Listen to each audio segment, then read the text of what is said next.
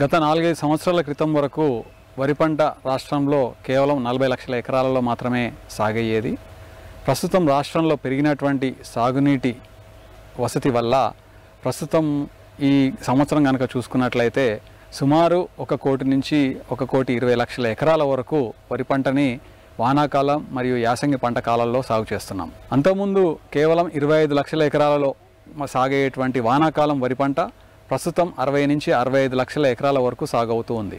వానాకాలంలో సాగు చేసే వరి రకాలలో వివిధ రకాలను కనుక మనం గమనించినట్లయితే ఈ మధ్య కాలంలో విడుదలైనటువంటి నూతన రకాలు ముఖ్యంగా రైతాంగానికి తెలవాల్సినటువంటి అవసరం ఉంది.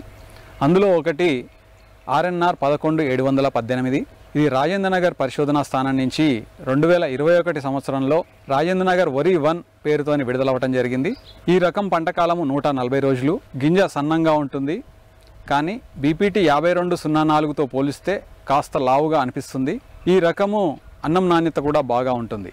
అయితే ఈ రకం యొక్క లక్షణాలు కనుక గమనించినట్లయితే ఈ రకము వివిధ రకాల చీడపీడలు అంటే వరిలో వచ్చేటువంటి ముఖ్యమైనటువంటి చీడపీడలు అన్నిటినీ కూడా తట్టుకునే శక్తి ఉన్నటువంటి రకం. ముఖ్యంగా అగ్గి తెగులు, ఎండాకు తెగులు, పొట్టకుళ్ళు తెగులు, అదేవిధంగా సుడిదోమను కూడా తట్టుకునే శక్తి ఉంది. కొంతవరకు కాండం తొలుచు పురుగు కూడా తక్కువగా ఆశిస్తున్నట్టు మేము గమనించాము. వీటితో పాటు ప్రధానంగా మన తెలంగాణలో ఈ మధ్య కాలంలో పెరుగుతున్నటువంటి చౌడు సమస్య ఒకటి ఉంది. ఈ చౌడు నేలలకు కూడా ఈ RNR 11,718 అనేటువంటిది అనుకూలంగా ఉన్నట్లు గుర్తించాము.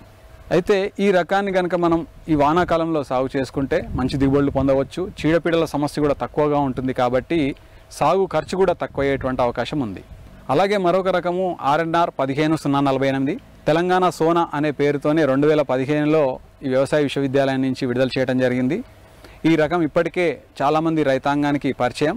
అలాగే లక్షల ఎకరాల్లో మనం సాగు చేస్తున్నాం. ఈ రకం యొక్క లక్షణాలు కనుక మనం గమనించినట్లయితే ఇది 125 రోజుల పంటకాలం.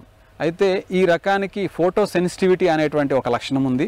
ఫోటో సెన్సిటివిటీ ఉండడం వలన తొలకరిలో కనుక అంటే మేలో కానీ లేదా జూన్ మొదటి వారంలో కనుక మనం ఈ విత్తనాలను కనుక వేసుకున్నట్లయితే పంటకాలం సుమారు 20 నుంచి 25 రోజులు పెరుగుతుంది.